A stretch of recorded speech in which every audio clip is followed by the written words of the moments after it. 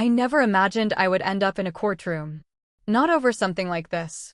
Not because a woman who'd been legally dead for 6 years suddenly walked back into my life claiming she was my husband's real wife. My name is Catherine Moore, and until recently, my life was painfully ordinary, the kind of life people in small American towns live without much noise. I worked as a nurse at a local clinic. I volunteered for church fundraisers. And for the last 3 years of his life, I cared for my husband, Michael Moore, through every stage of his illness. He wasn't just my husband. He was my anchor, my safe place, my person. And then he was gone. Losing him hollowed me out. But I tried to keep going, arranged the funeral, handled the medical bills, stayed in our home, and kept his wedding ring on my nightstand because taking it off felt like erasing part of myself. I truly believed the worst was behind me. I had no idea how wrong I was. 7 months after Michael passed, I heard the front door open. I thought it was my brother coming by to check on me. But when I walked into the hallway, I froze. A woman I had never seen before was standing in my house. And she had used Michael's old house key to get in. She stared at me like I was the intruder, like I was the stranger in her home. Her voice was sharp when she finally spoke. "I'm his wife." I blinked, genuinely confused. She lifted her chin. "My name is Laura Bennett, and I'm here for what belongs to me." I actually laughed. Not because it was funny, but because it was so ridiculous that my brain couldn't process it any other way. But then she pulled out a marriage certificate. And then another document, one that said she had been declared legally dead 5 years ago, and recently reinstated. That's when shock hit me like a punch. Yes, she had once been Michael's wife. But then she disappeared without a note, without her belongings, without a goodbye. Michael had reported her missing. He had mourned her. He had accepted she was gone forever. He never knew she was alive. No one did. And now this woman, who abandoned her. The moment Laura Bennett walked into that courtroom, the air changed.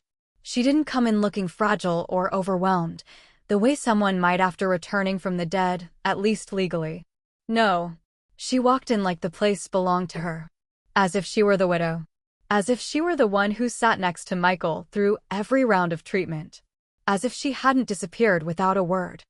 I sat at the petitioner's table while she marched straight to the respondent's side, her heels clicking on the linoleum floor like a countdown I didn't ask for.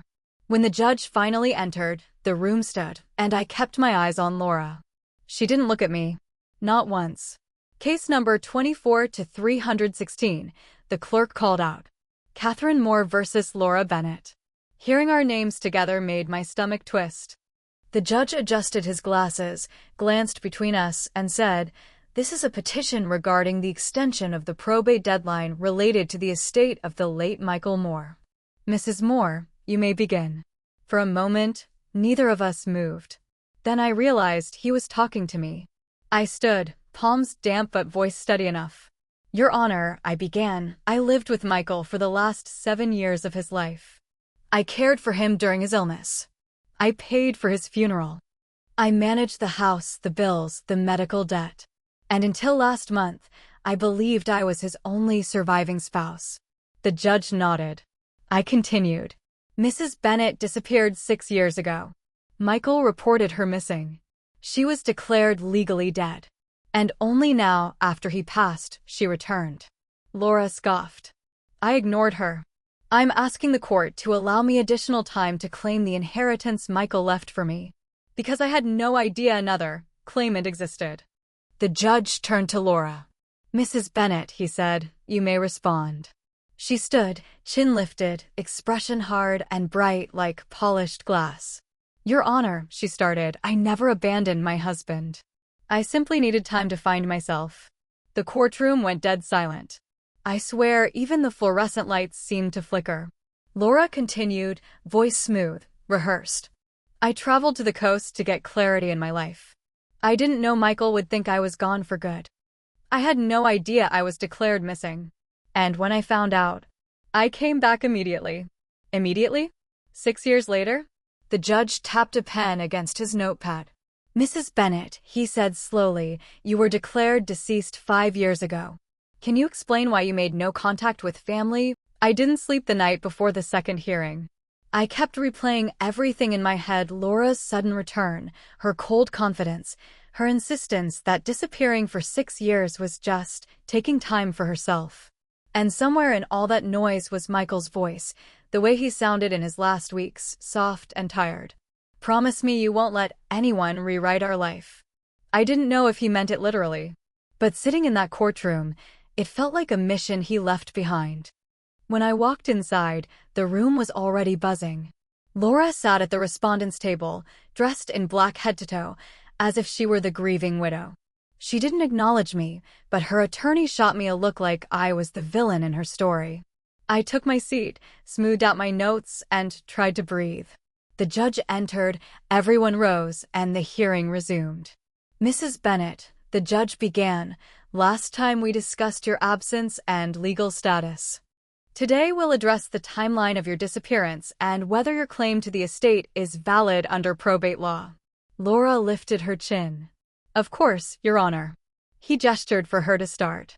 She stood and began speaking like she was reciting something she had rehearsed 1,000 times. "I left because I needed clarity.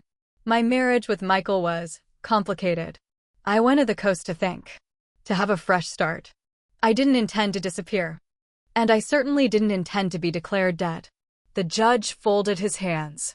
"And you did not contact anyone during that time?" Laura blinked. A long, heavy blink. "Well, no." "And you made no attempt to reach law enforcement once you learned you were listed as deceased?" Another pause. "I didn't understand the process." Her lawyer jumped in. "Your Honor, my client is not educated in legal matters." She was overwhelmed. The judge raised a hand, shutting him down with one motion. "Mrs. Bennett, being overwhelmed does not erase 6 years." He turned a page in the file. "You left your home. You left your family. You left your husband. You took none of your belongings. You made no attempt to reach anyone. You did not return calls. You did not request help. You did not file a single document to correct your status until after Mr. Moore passed away." Laura's jaw tightened, but she didn't respond. The judge pressed on. "This court needs a credible explanation. This is not a matter of personal lifestyle. Your choices had legal consequences." Laura finally snapped. "I don't owe anyone an explanation for wanting to start fresh." Her voice echoed through the room. The judge leaned forward. "You owe an explanation to the law." Silence. Even her attorney didn't speak. The judge continued. "Mrs. Bennett, this proceeding is not about your personal journey. It is about whether you can claim an estate after abandoning a marriage and being legally absent for 6 years." Laura glared at me like this was somehow my fault. I didn't look away, because for the first time since this nightmare started, I saw what she was truly afraid of. Losing control of a story she thought she could rewrite. The judge sighed and set down his pen. "Mrs. Moore," he said, turning to me, "you will have an opportunity to respond soon." But first, when the judge called my name, my legs felt heavier than they should have. Not weak, just full of everything I'd been carrying for months. Grief. Frustration. Fear of losing the life Michael and I built together. I stood, walked to the witness stand, and took the oath. My voice didn't shake, but my hands did, just a little. "Mrs. Moore," the judge said gently, "you may speak." I looked straight ahead, not at Laura, not at her attorney, not at anyone else. Just forward. "Your Honor," I began, "I met Michael 7 years ago. At that time, he was still legally married, but he told me his wife had disappeared. He reported her missing. He tried everything he could to find her. And after a year, she was officially listed as a missing person." I paused, letting the silence settle. "I didn't step into that relationship lightly," I continued. "I knew he was grieving someone he believed was gone. And I respected that. I never tried to erase her. He carried that wound for a long time." Laura rolled her eyes loudly, "If that's possible." I kept going. "But life sometimes gives you a second chance. And Michael and I fell in love. We built a home. And when his illness started, I became his caregiver." The judge nodded for me to continue. "I sat next to him through every appointment. I held him when the pain got too strong. I signed his medical forms when he couldn't. I paid his bills when he couldn't work. I planned the funeral. I buried him. I swallowed hard. That last part always hurt. And during all that time, I said, no one, not a single person, knew Laura Bennett was alive. Laura shifted, arms crossed tighter than before. The judge leaned forward. Mrs. Moore, did Mr. Moore ever mention receiving any contact from Mrs. Bennett during her absence? Never, I said. He kept her photo in a drawer. He prayed she was alive. He checked missing persons reports every few months. But he never got anything. Not a call. Not a message. Nothing. Laura finally snapped. I didn't owe him anything. The judge shot her a warning look. I stayed calm. Your Honor, I'm not here to speak badly about Mrs. Bennett. I don't know her life. I don't know her choices. But I know this. Disappearing for 6 years isn't taking time for yourself. It's abandoning a life, a family, a husband, and then returning only when there's an estate at stake. A few murmurs rippled through the gallery. I finished. All I'm asking is a fair chance. A chance to claim the inheritance Michael intended for me. A chance to honor the man I loved and the life we shared. The judge looked at me for a long moment, not coldly, not warmly, but with understanding. Then he said, "Thank you, Mrs. Moore." I returned to my seat, exhaling as gently as I could. Laura leaned toward her attorney, whispering something furiously. He tried to calm her, but she shook him off. The judge adjusted his glasses and spoke. Next, the court will examine the legal status of both marriages and the timeline of Mrs. Bennett's disappearance. And I felt it. A shift in the room, subtle but real. For the first time, the momentum wasn't on Laura's side. It was on mine.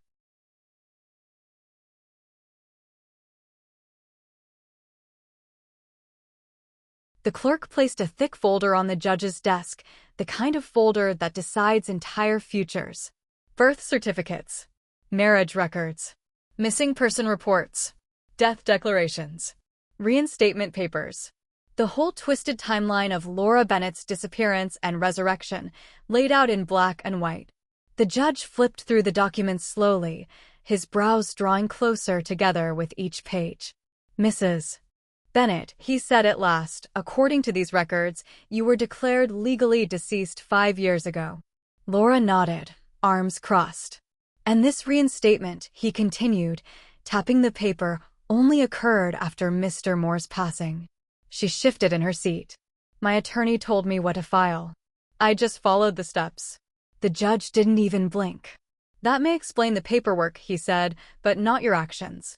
He turned another page. You disappeared 6 years ago. Your husband filed a missing person report. For a year, no one heard from you. After 5 years, the court declared you deceased. And during that entire time, you did not call, write, or come back. Laura's voice sharpened. I told you I needed time. People leave their marriages every day. Yes, the judge replied calmly, they do. But they don't usually disappear without taking any belongings, without notifying anyone, and without returning calls for 6 years. Her face flushed. My life is not on trial. The judge leaned back in his chair. Mrs. Bennett, your life isn't on trial. Your claim is. Your ability to inherit an estate depends on your legal status and your actions. He turned to me. Mrs. Moore, is it correct that Mr. Moore believed his first wife might be deceased? Yes, Your Honor. And that he mourned her? Yes.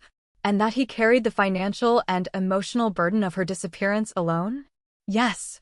Did he ever receive any indication she was alive? Never. Laura shook her head, scoffing. This is ridiculous.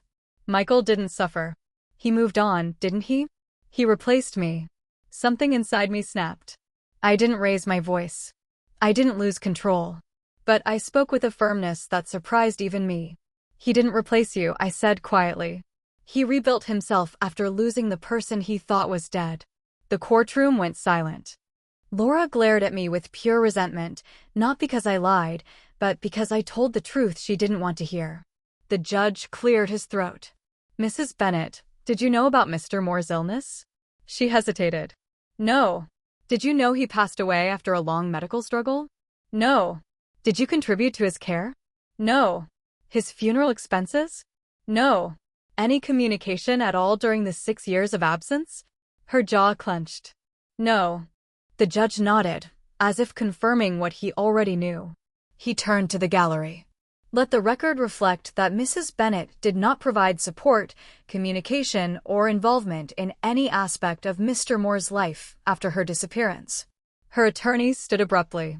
Your Honor, my client had personal reasons for leaving and personal choices, the judge cut in, carry legal consequences. He closed the folder and the judge took a moment before opening the next folder, the one that held the documents neither side wanted to deal with, because this folder answered the biggest question of the entire case. Who is the lawful wife? He adjusted his glasses and looked directly at Laura. Mrs. Bennet, according to the reinstatement order, your death status was reversed 2 months ago. Is that correct? She nodded stiffly. And according to the county records, he continued, your reinstatement occurred after Mr. Moore's passing. Another nod. The judge tapped the table with his pen once, twice, the sound echoing through the quiet courtroom.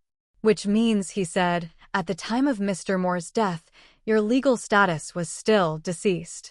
Laura's attorney immediately jumped up. With respect, Your Honor. The judge raised his hand again, silencing him effortlessly. This distinction, he said, is critical. Your reinstatement does not retroactively change your legal status at the time of death. Laura's eyes widened, the first crack in her confidence all day. The judge continued. Probate law cannot operate retroactively based on decisions made after a decedent's passing. In plain terms, Mrs. Bennet, you were not legally alive when Mr. Moore died. A ripple went through the courtroom, a soft murmur, then silence. Laura gripped the table so hard her knuckles turned white. That's not fair, she hissed. I am alive. Today, yes, the judge replied. But the law recognizes legal status at the moment of death, not at the moment of administrative correction. Her attorney tried again. Your Honor, surely the court must consider that my client did not intend. The judge cut him off once more, firmer this time.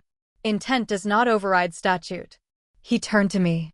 Mrs. Moore, please confirm, you and Mr. Moore were married legally and publicly? Yes, Your Honor. And you lived together as husband and wife until his passing? Yes. Did you have any reason to believe your marriage was invalid? None whatsoever. Laura exploded. He replaced me. He replaced me while I was alive. The judge didn't flinch. You left, he said plainly. You disappeared. You abandoned the marriage without notice and did not contact anyone for 6 years. The consequence of that action was a missing persons declaration followed by a legal presumption of death. He closed the folder. And the consequence of that presumption is this: at the time of Mr. Moore's death, Mrs. Catherine Moore was his lawful spouse. Laura opened her mouth, closed it, opened it again, but no words came out. For the first time, she didn't look angry. She looked scared. The judge continued. However, he raised a finger. We still need to address whether Mrs. Bennet's prolonged absence impacts her ability to claim the estate, regardless of the marriage. Laura straightened again, grasping for control. My disappearance is irrelevant. I'm his wife. Or I was, anyway. The judge's reply was calm. Devastatingly calm. Mrs. Bennet, 6 years of silence is not irrelevant. It is abandonment. Legally. Emotionally. The judge leaned back in his chair, fingers steepled under his chin, studying both of us as if weighing not just the law, but the human wreckage behind it. This court, he began slowly, must determine whether Mrs. Bennet's circumstances genuinely justify missing the legal deadline for inheriting her late husband's estate. Laura straightened, chin high, ready to sell her story again. My circumstance, she said, is that I didn't know I was declared dead. I didn't know anything. I wasn't checking mail, I wasn't in touch with anyone. I was rebuilding. The judge didn't write a single word. Not one. Mrs. Bennet, he said carefully, you were gone for 6 years. Yes, but 6 years, he repeated. No calls. No visits. No messages. No attempts to check on your husband or family.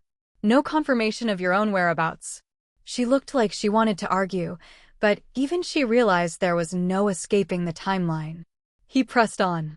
Explain to the court why, during all that time, you made no contact whatsoever. Laura swallowed hard. I wasn't ready. I felt lost. I needed space. The judge exhaled through his nose. Space, he said. Mrs. Bennet, space is a weekend at a cabin. Not 6 years of silence that leads authorities to presume a person deceased. Her attorney attempted to rescue her. Your Honor, she was in emotional distress. Then she should have contacted a medical professional, not vanished without explanation. He turned to me. Mrs. Moore, you claim you supported the decedent during his final years. Please describe the timeline. I nodded, palms sweating. When I met Daniel, he was already struggling with his health, but still working. I stayed with him through every appointment, every treatment, every bad day. We got married once it became clear he wanted stability and support. I didn't even know he had been married before. Not until she walked into the apartment after his funeral. Laura scoffed loudly. You replaced me. I filled a void you left, I said quietly. He needed someone who didn't disappear. The courtroom buzzed, a low hum of whispers. Even the bailiff shifted, uncomfortable. The judge tapped his pen again. Mrs. Bennet, why did you not return home at any point? Why no communication during your husband's illness? She froze. Her throat worked, but nothing came out. I watched her crumble, not out of remorse, but because the truth finally cornered her. The judge continued. Your absence caused legal consequences. The declaration of death was not arbitrary. It was the result of prolonged, unexplained disappearance. He paused, letting the silence expand. Mrs. Moore, during the decedent's final months, were you solely responsible for care and household support? Yes, Your Honor. And did the decedent express any intent to leave his estate to you? He tried, I said. He talked about revising documents, but ran out of time. Laura shot up. Convenient. Very convenient. The judge's voice cut through the air like a blade. Mrs. Bennet. Sit. The courtroom felt colder when the judge returned from recess, the kind of cold that slips into your bones and makes your heart beat suddenly too loud in your ears. He took his seat, adjusted his glasses, and looked at us as if he'd aged another 5 years during the break. Both parties, he said, please stand. Laura rose with a kind of indignant pride, chin lifted high. I stood too, though my knees felt like water. The judge began. This case is unusual. It involves a missing spouse, a declaration of death, a second marriage, and the tragic passing of the decedent. The law provides guidance, but human chaos rarely fits neatly inside statutes. A murmur rippled through the room. He continued. Mrs. Bennet, your disappearance created severe legal consequences. You left no forwarding information, no explanation, no contact for 6 years. Authorities acted according to standard procedure. You were declared missing, then deceased. Laura tried to interject, but he raised a hand. You may not speak. Her mouth snapped shut. He turned to me. Mrs. Moore, your marriage to the decedent was lawful at the time it occurred. You provided care, companionship, and support during his illness. The court acknowledges your role and the factual reality that you were his spouse in the final year of his life. I swallowed hard. He wasn't giving anything away. Not yet. Then came the verdict. After reviewing all testimony, documentation, and the timeline of events, the court rules as follows. The room went still. The petition to extend the inheritance deadline is denied. The request to invalidate the second marriage is denied. The claim to the estate based on the old will is denied. Laura's jaw dropped. Her attorney closed his eyes in defeat. My heart hammered so hard I could barely hear. The judge continued. The law allows a spouse to seek reinstatement after a wrongful declaration of death, but it does not allow a vanished partner to reclaim rights that were forfeited by prolonged, unexplained absence. Mrs. Bennet, your departure triggered the legal chain of events that followed. The court cannot reverse time. He shifted his attention to me. Mrs. Moore, as the lawful spouse at the time of Mr. Bennet's passing, you retain all inheritance rights according to the state's intestacy laws. I didn't breathe. I couldn't. Then he said the words I didn't expect. I urge both parties to understand the human cost behind these proceedings. A man lost his life, and 2 women lost parts of themselves in the process. But the law must honor the reality of actions, not the intentions left unspoken. He lifted his gavel. This court is adjourned. Bang. Laura stormed out, muttering curses under her breath. I stayed still for several seconds, gripping the edge of the table until my knuckles turned white. Only when the bailiff gave me a gentle nod did I finally walk outside, into the sunlight